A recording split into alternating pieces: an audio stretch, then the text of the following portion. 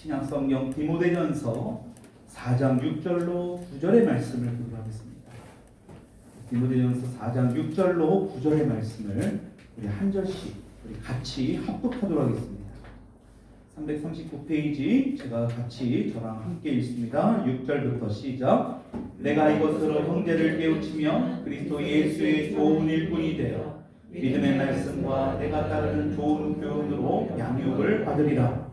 망령되고 허탄한 신화를 버리고 경건에 이르도록 내 자신을 연단하라. 육체의 연단은 유익이 있으나 경건은 범사에 유익하니 금생과 내생의 약속이 있느니라. 미쁘다 이 말이여 모든 사람들이 받을만 하도다. 아멘.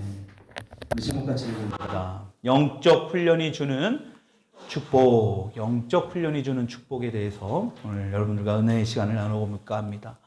여러분, 누군가에게 우리가 신앙의 훈련을 받아야 됩니다.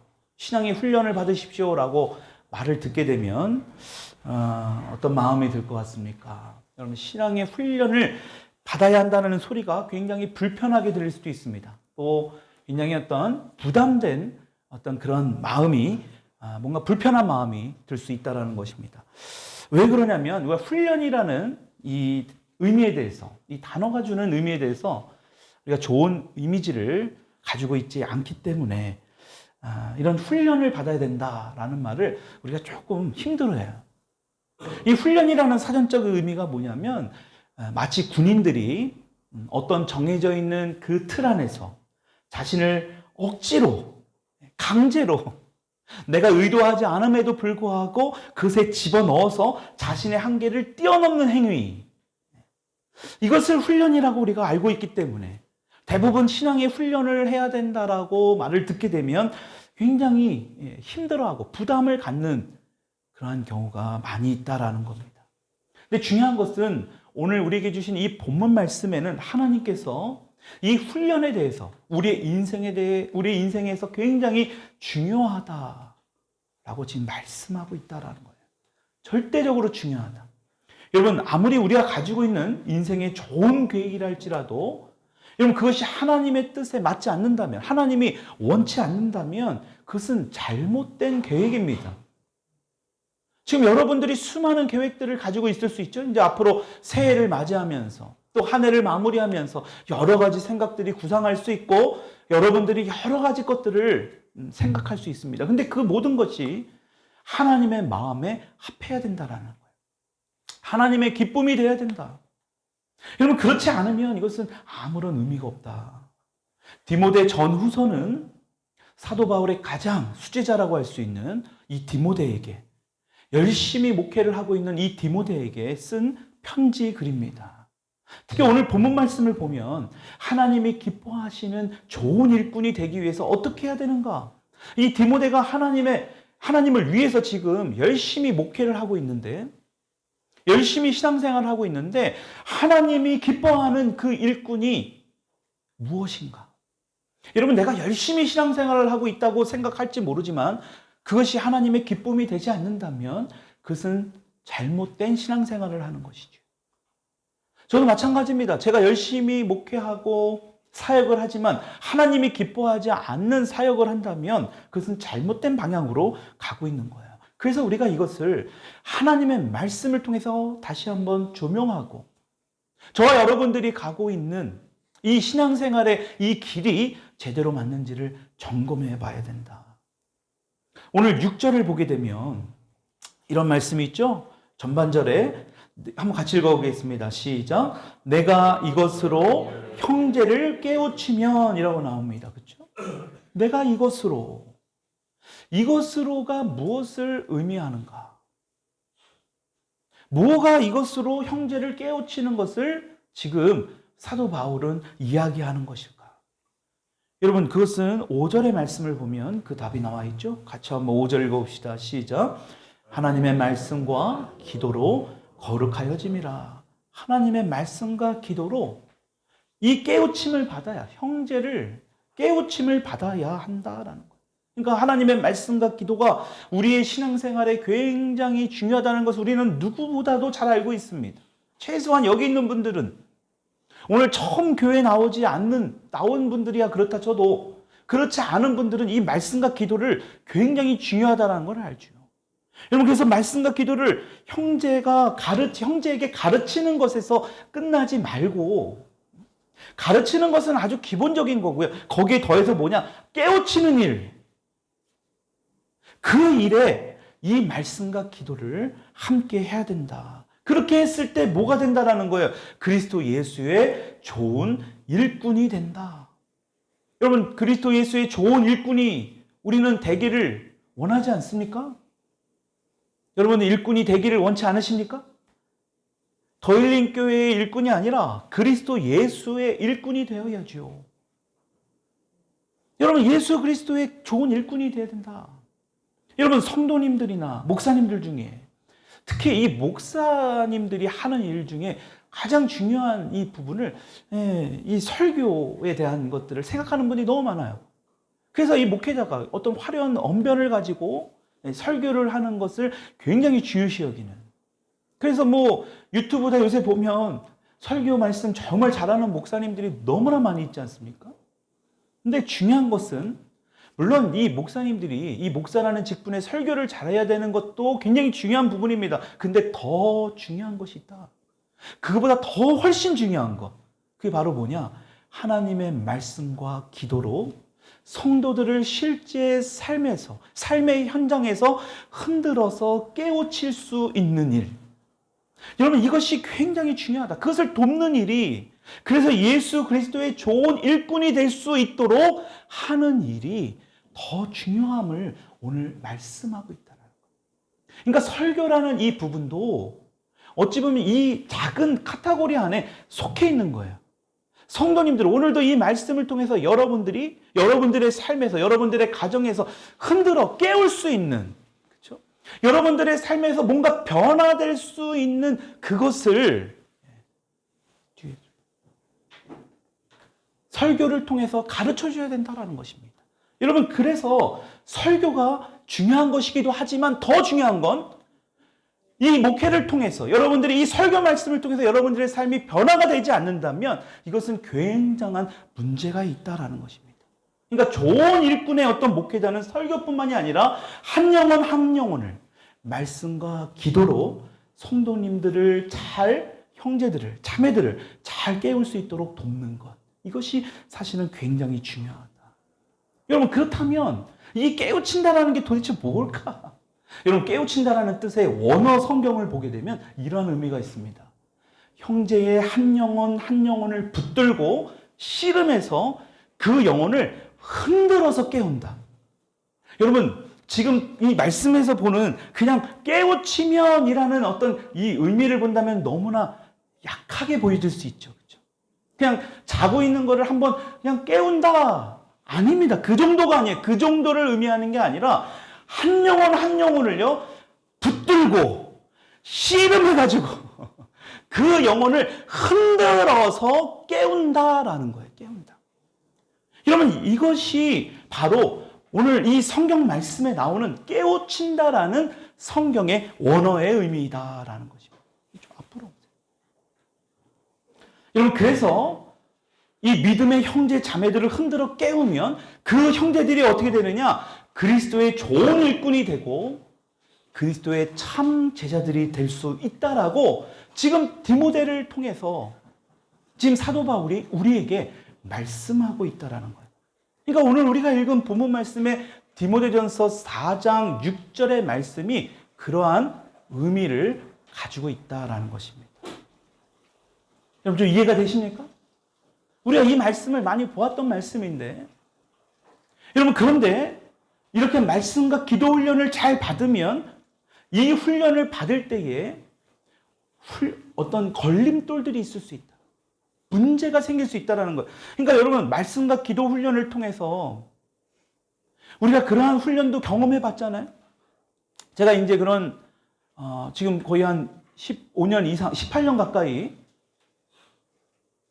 그 치유센터에서 이제 치유 상담을 이제 이렇게 하다 보면 그분들이 이제 한 번 오는 게 아니라 계속해서 길게는 2년이라는 시간 동안에 꾸준히 그런 상담을 받습니다. 근데 그런 치유 사역을 하다 보면 굉장한 어떤 그 걸림돌들이 있는 것이 항상 있습니다. 여러분, 그것을 지금 이 사도 바울도 이야기하는 거예요. 근데 그 중에 무엇을 얘기하냐? 7절의 말씀을 우리 한번 같이 읽어봅시다. 7절 시작. 망령되고 허탄한 신화를 버리고. 여기까지예요. 이건 뭐를 버리라고 나옵니까 지금? 망령되고 허탄한 신화예요. 여러분, 이게 무슨 말이냐? 거짓된 것들, 잘못된 것들. 그러니까 오늘날로 따지면 이 거짓 뉴스들이 얼마나 판을 칩니까? 검증되지도 않고 확실한 이야기도 아닌 사건들을 마치 그렇게 된 것처럼 사람들에게 막 퍼날리기 시작합니다. 요새 뭐 다 여러분들이 한 대씩 다 가지고 있는 SNS, 핸드폰을 보게 되면 그 SNS, 유튜브를 통해서 그러한 것들이 막 순식간에 퍼지는 경우가 있습니다. 올바른 뉴스가 전해지는 것은 정말 유익한 것이지만 그렇지 않은 것들도 있다라는 것입니다. 여러분, 지금 2000여 년 전에도 이런 일들이 있었다라는 거예요. 확인도 되지 아니한 거짓된 것들로 인해서 우리의 삶에서 말씀과 기도로 양육받고 훈련받는데 걸림돌들이 될 수 있다. 그 말은 다시 말하면 진리가 아닌 것들이, 여러분, 우리가 치유를 받다 보면 지난 과거의 일들을 해석하는 경우가 있습니다. 우리가 과거의 사건들을 조명하는 경우가 있어요. 근데 중요한 것은 어떤 사람은 그 사건을 다르게 해석하고 또 어떤 사람은 똑같은 사건을 경험했어도 또 다르게 해석한다라는 것입니다. 여러분, 이것이 굉장히 중요한 결과를 갖거든요. 그래서 어떤 사람은요, 그러한 상처와 아픔을 겪고도 용서할 수 있는 어떤 결단을 합니다. 우리가 말씀과 기도를 통하여 어떤 훈련을 받고 어떤 치유를 통하여 회복이 되었을 때 그 사람을 용서하고자 하는 어떤 그러한 결과를 내버려요. 근데 어떤 사람은 똑같은 아주 비슷한 사건을 경험했어도요, 그것을 왜곡해서 해석하는 경우가 있어요. 여러분, 그것은 잘못된 것일 수도 있고 거짓된 것일 수도 있다라는 것입니다. 중요한 것은 그것으로 인해서 우리가 용서하지 못할 수 있다라는 거예요. 오늘 성경 말씀에 보면 그것이 바로 걸림돌들이 될 수 있다. 평생을 용서하지 못하는 마음.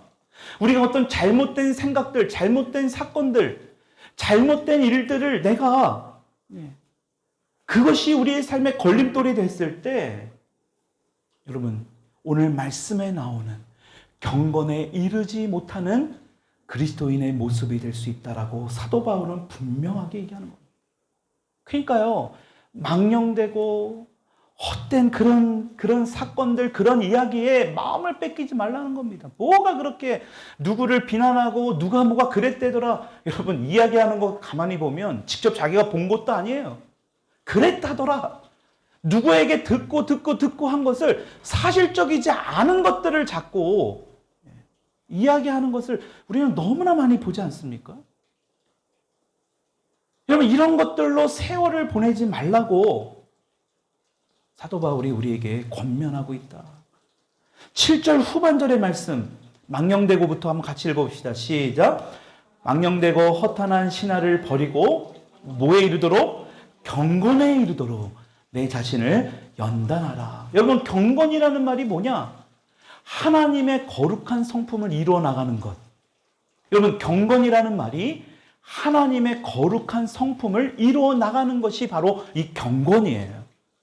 여러분, 그래서 우리가 경건에 이르는 것이 굉장히 중요해요. 하나님의 거룩한 성품을 너희 자신들에게, 그리스도인들이 가질 수 있도록, 너희 속에서 그것을 이룰 수 있도록 네 자신을 훈련하고 연단하는 것이 중요하다. 여러분, 하나님께서는 왜 우리가 이렇게 경건하기 위해 훈련을 받아야 하는가를 말씀하실까요? 왜 자꾸 경건에 대한 부분들을 오늘 우리에게 말씀하고 있느냐? 여러분, 8절 중간절의 말씀을 보게 되면 뭐라고 말씀하느냐? 경건은 뭐라고 그래요? 범사에 유익하다. 범사에 주는 유익이 있다. 우리 인생에서 모든 면에서 범사가 그런 의미잖아요. 그러니까 이 경건이 우리의 인생에 주는 굉장히 중요한 의미가 있다라고 성경이 말씀하고 있는 거예요. 그러면서 뭐라고 말씀합니까? 금생과 내생의 약속이 있느니라. 여러분, 이 금생과 내생이 뭡니까? 여러분, 내생이라는 말, 앞으로 장차 올 세상의 생명이라는 뜻입니다. 앞으로 올 세상, 지금은 오지 않았습니다. 그 앞으로 올 세상이 뭡니까? 영원한 세상. 여러분, 그 하나님의 육체의 연단과 하나님께서 우리를 그러한 연단을 하고 경건의 훈련을 받은 사람들을 통해서 뭐 한다라는 거예요? 앞으로 올 그 영원한 세상의 선물을 지금 약속하고 계시다. 여러분, 이게 굉장히 중요한 거예요. 그래서 앞으로 올, 내가 지금은 경험하고 있지 않지만, 지금은 비록 힘들고 어려운 상황이 있을 수 있지만 우리는 그것을 희망하잖아요. 우리는 그것을 믿잖아요.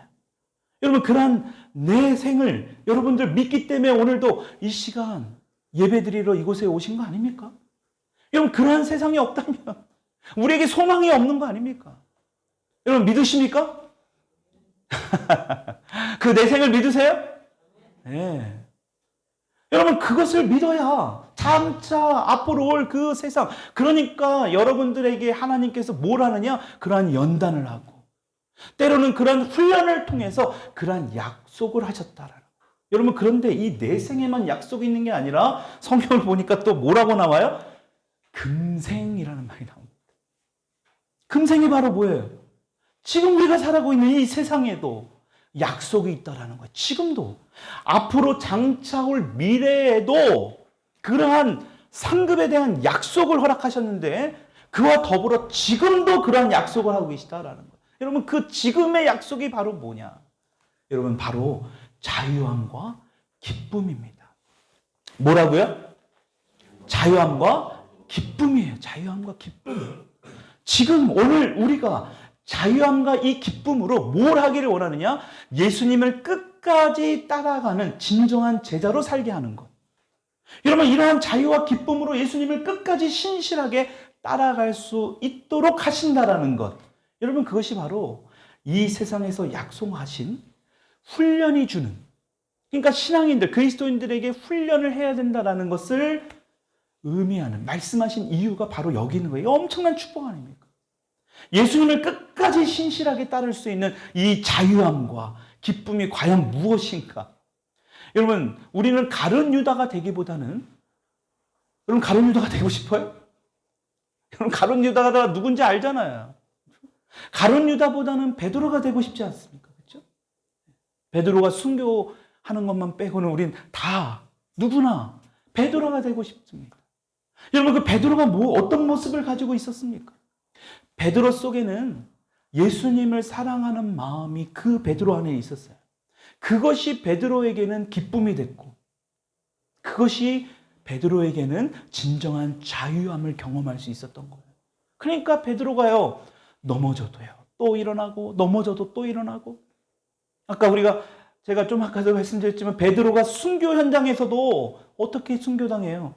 거꾸로 매달렸어. 내가 예수님처럼 똑같이 십자가에 매달려 죽을 수 없다. 거꾸로 뒤집어서 순교를 선택하는 그런 엄청난 위대한 인물이 될 수 있었던 겁니다. 여러분, 이게 바로 진정한 자유, 그 기쁨 안에서 예수님을 끝까지 따라갈 수 있었던 그 베드로의 모습이에요. 근데 중요한 것은 뭐냐? 우리도 예수님을 더 사랑하고 이 베드로처럼 정말 사랑하는 마음으로 예수님을 끝까지 쫓고 싶은데 우리의 마음이 계속해서 24시간 365일 한결같은 이 마음이 될 수 없는 것이 우리의 현실이지 않습니까? 이게 오늘날 문제 아닙니까? 주일 예배를 이렇게 드렸지만, 예배를 은혜롭게 드리지만, 하나님의 은혜라고 고백도 하고 때로는 눈물도 흘리면서 결단하지만 세상 가운데 일어나는 크고 작은 일에 우리의 마음을 뺏기는 경우가 너무 많잖아요. 그 일에 우리의 스트레스를 받고 우리가 상심하고 실망하고, 여러분, 이런 것이 우리의 실제 신앙인의 그리스도인의 모습 아닙니까? 베드로처럼 주님을 진심으로 사랑하고 싶은 마음은 우리 가운데 계속 있지만 중요한 것은 그것을 계속해서 우리가 갖지 못하고 있는 것. 여러분, 이것이 우리의 현실이다라는 거예요. 그러니까 왜 우리가 이런 마음들이 왜 그러냐라는 거예요. 이것을 우리가 알아야 그런 마음이 든다 할지라도 우리가 잘 이것을 이겨나갈 수 있다라는 겁니다. 여러분, 그 이유는 아직 내 안에 이길 수 있는, 뭐를 이길 수 있느냐? 죄를 이길 수 있는 영적인 근육이 만들어 있지 않기 때문에. 이 세상이 가져다주는 이 세상의 어떤 환경과 또 어떤 사람이 될 수도 있고요. 어떤 배경이 될 수도 있고요. 그런데 주변에 어떤 것들이 될지 모르겠지만 그것들이 저와 여러분들의 죄를 이길 수 있는 영적인 근육이 단련되지 아직 못했다. 그러니까 주일 예배가 끝나고 세상에 돌아갔을 때 주님의 말씀을, 오늘 이 말씀을, 오늘 디모데후서의 이 말씀을 디모데를 통하여 사도 바울이 이야기한 이 말씀을 기억하지 못한다는. 그러니까 세상적인 것들에 더 마음을 뺏기고 그 일들이 반복이 되니까 뭐 하는 거냐? 계속해서 주님을 사랑하고 주님을 따르는 것이 힘들다라는 것입니다. 여러분, 이렇게 생각하면 더 잘 이해할 수 있습니다. 운동하는 것. 여러분, 처음부터 20kg 그 무거운 바벨을 드는 사람은 그 누구도 없습니다. 물론 그러한 힘이 처음부터 있는 사람 제외하고는요. 20kg를 처음부터 번쩍번쩍, 40kg를 번쩍번쩍 드는 사람 없습니다. 올림픽 경기에 보면 막 100몇 킬로씩 역도하는 거 봤잖아요. 그렇죠? 한 번에 그렇게 드는 사람은 없어요. 그 사람들이 어디서부터 시작합니까? 10kg부터, 20kg부터, 30kg부터. 꾸준하게 계속 하면 할수록 나중에는 그 사람이 100kg도 들고 200kg도 드는 그런 엄청난 그런 능력의 사람이 될 수 있다는 거예요. 여러분, 실제로 이 운동이라는 것은요. 여러분, 우리가 알기로는 그 사람들이 끊임없이 반복하면서 뇌에 기억한다고 생각하지만 여러분, 운동은요, 근육의 기억이 돼야 된대요. 끝없이 그 사람들이 수천 번, 수만 번씩 반복하고 똑같은 행동을 계속해서 하는 것이 왜 그렇게 하느냐? 그 사람의 근육에 그것이 각인되기 시작하는 겁니다. 그러니까 달인이 되는 거예요. 뭐 1만 시간의 법칙이라는 이야기 들어보셨습니까? 그것이 결과적으로는 반복하고 반복하고 또 하고 또 하고. 여러분, 우리 주변에 그러한 사람들이 있지 않습니까? 많지는 않아도 그 사람들은 그것을 반복하고 또 하고 또 하고 할 때 지루하지 않았겠습니까? 그럼에도 불구하고 그들은 계속해서 반복하고 반복했다라는. 다시 말하면 영적인 훈련들을 우리 그리스도인들에게 이러한 반복이 중요하다라는 걸 말씀하는 거예요. 그러니까 사도 바울이요. 우리가 오늘도 이 말씀을 통해서 사도 바울이 신약 성경에 얼마나 많은 부분을 썼습니까? 얼마나 위대한 그런 인물입니까? 그러니까 로마서 7장 24절에 이렇게 고백하는 거예요. 같이 앞에 띄우는 말씀 읽어봅시다. 시작. 오라 나는 공고한 사람이로다. 이 사망의 몸에서 누가 나를. 이 사도 바울이 왜 이런 고백을 합니까? 얼마나 본인이 힘들었어요. 여러분, 사도 바울의 의지가 약해서일까요? 우리보다 더 의지도 뛰어난 사람일 겁니다. 아마도. 엄청난 결단력의 사람이에요. 자기가 그동안에 모든 것을 공부하고, 여러분, 자신의 어떤 신학의 체계에 대해서, 믿음에 대해서 그것을 다 내려놓고 시작한다는 건요, 엄청나게 대단한 겁니다. 그러니까 어떤 사람이 어떻게 이념과 신념과 어떤 철학과 나아가서는 어떤 신앙을 가지고 있느냐가 굉장히 중요합니다. 그것을 깨는 작업이 정말 어려워요. 사도 바울은요, 가말리엘의 제자였습니다. 엄청난 최고의 학문을 배운 그러한 인물입니다. 여러분, 그러한 인물이 왜 모든 것을 다 배설물처럼 여긴다라고 이야기를 했느냐라는, 엄청난 의지가 있고 결단력이 있는 사람이에요. 그것이 아니라는 확신을 사도 바울은 믿었거든요. 머리로 하려고 열심히 하나님 앞에, 그래서 사람도 잡아보고 예수님을 핍박도 해보고 이것이 잘못됐다라는 것을 어떻게든 물리적으로라도 어떻게든 알려주려고 했던 사람이 사도 바울 아닙니까? 지금 오늘날 보면 아주 열심히 특심인 사람이에요. 그럼에도 불구하고 사도 바울이 어떻게 하고 있느냐는 거. 오라 나는 공고한 사람이로다. 여러분, 그래서 우리 신앙인이, 우리 인간이 가지고 있는 어떤 의지를 믿으면 안 돼요. 그것을 신뢰해서는 안 됩니다. 올바른 신앙을 위해서 우리가 의지가 동반해야 될 것은 맞지만 그 우리가 가지고 있는 어떤 의지를 절대적으로 신뢰해서는 안 됩니다. 왜 그러냐? 우리가 가지고 있는 의지도요, 죄로 인해서 이미 오염되었기 때문에, 타락했기 때문에. 아무리 의지가 강한 사람이라 할지라도요, 그것은 우리의 죄 때문에요, 이미 오염되어 있어요. 우리 의지 안에 이 죄의 영향력들이 이미 다 퍼져 있다는 거예요. 그래서 우리의 힘으로는 이 죄에서 절대로 자유로울 수가 없다라는 거예요.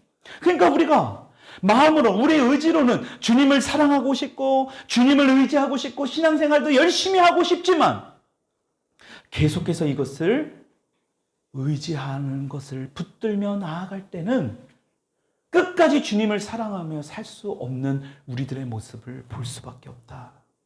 여러분, 다시 말하면 이 하나님의 일을 자유한 가운데 기쁨으로 하는 능력이 우리에게 아직 훈련되지 않았다라는 거예요. 이것이 훈련되어 있지 않으면 바로 가룟 유다처럼 주님과 상관없는 선택을 하게 됩니다. 왜 그럴까요? 여러분, 가룟 유다가 올바른 예수님이 가르치는 훈련을 받지 않은 겁니다. 자신의 어떤 생각을 여전히 붙들고 있었던 거예요. 하나님보다 돈을 더 사랑하는 마음을. 그렇죠? 가룟 유다는 여전히 자신의 생각을, 자신이 가지고 있는 여러 가지 어떤 그 이념을 아무리 예수님이 이야기해도, 여러분, 이 말은 무엇을 의미하느냐?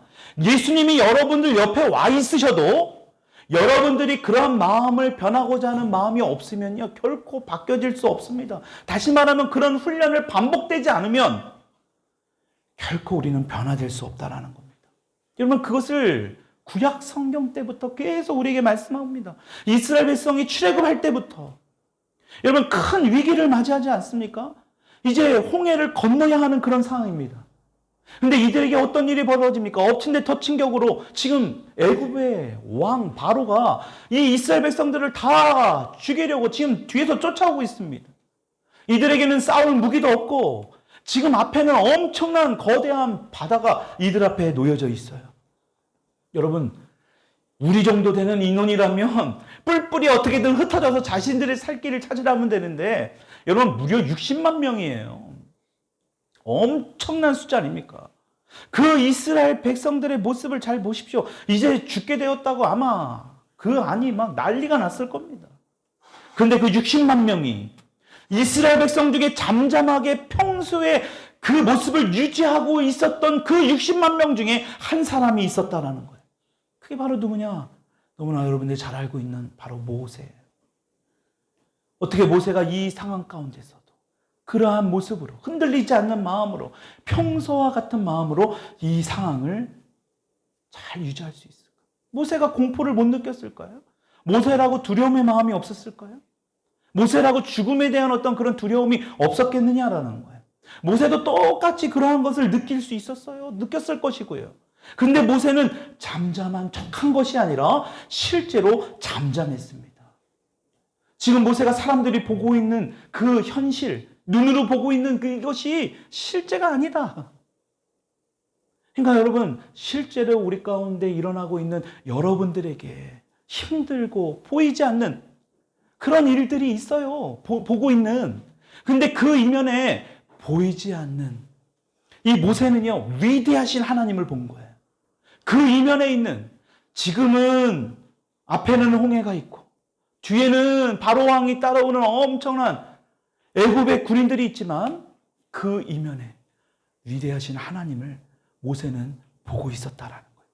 그러니까 모세가요, 이렇게 백성들에게 권면한 거예요. 출애굽기 14장 13절 14절을 같이 읽어봅시다. 시작.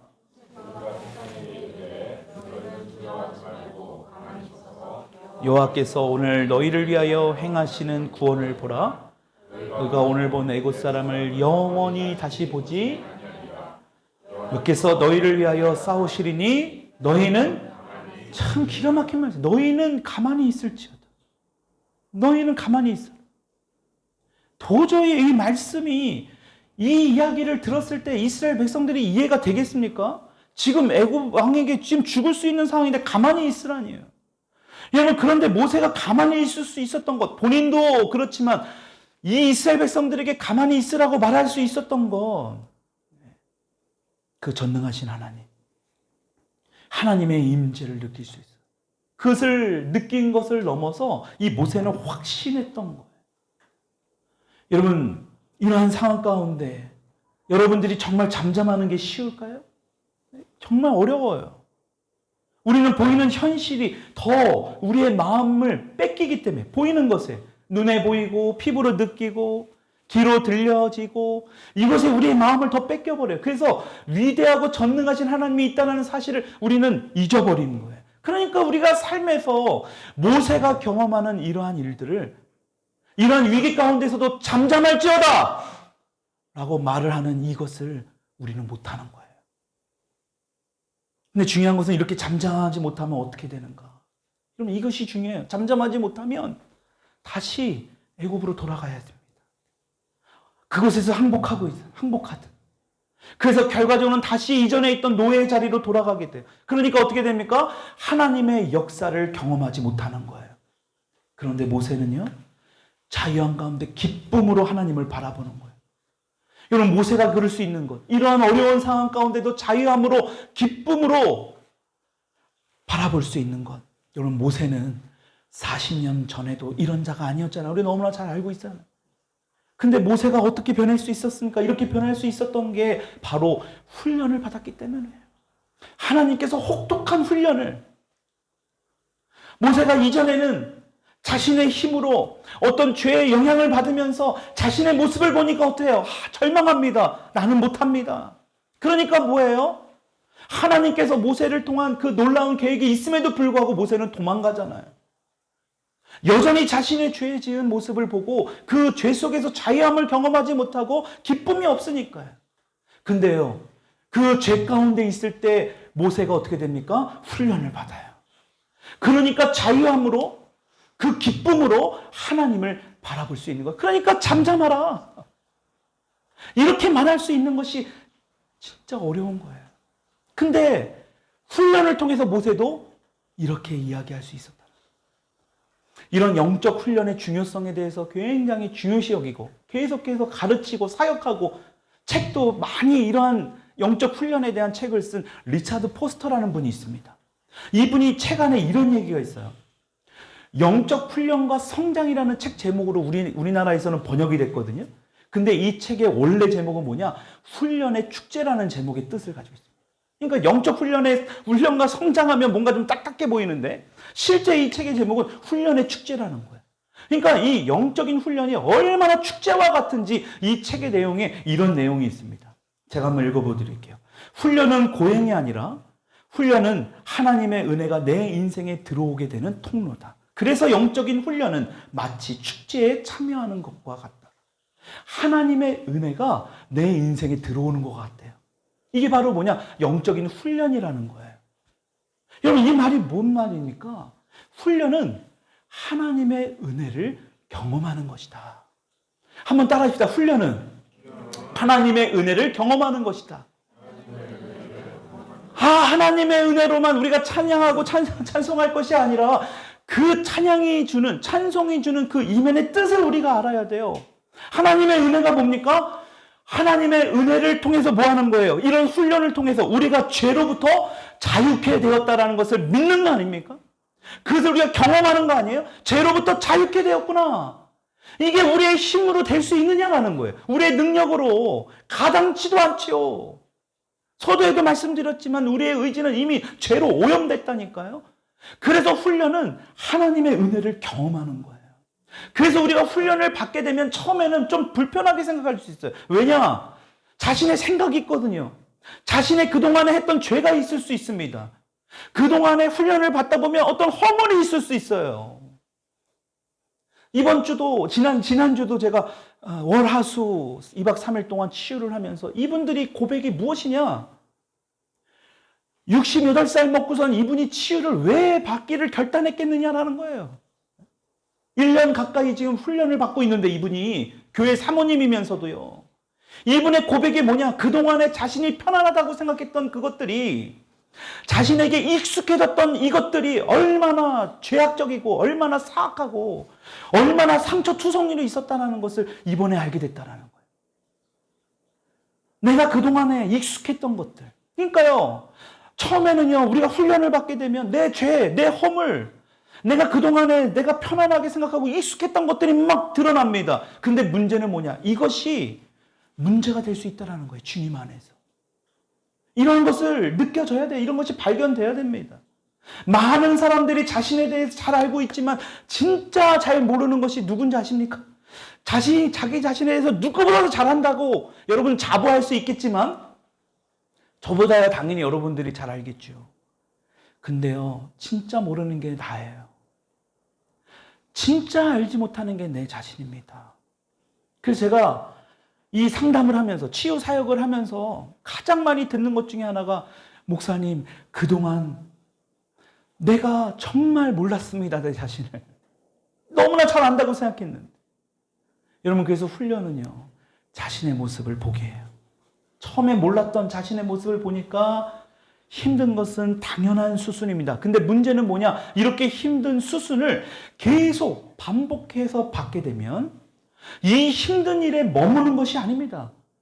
아까도 말했지만 내 안에 있는 죄와 허물들이 발견되게 되고 이것이 반복하게 되면서 무엇을 경험하느냐? 바로 하나님의 은혜를 발견. 그러면서 뭐가 돼요? 자유함을 경험하게 된다. 사도 베드로는 이것을 경험한 거예요.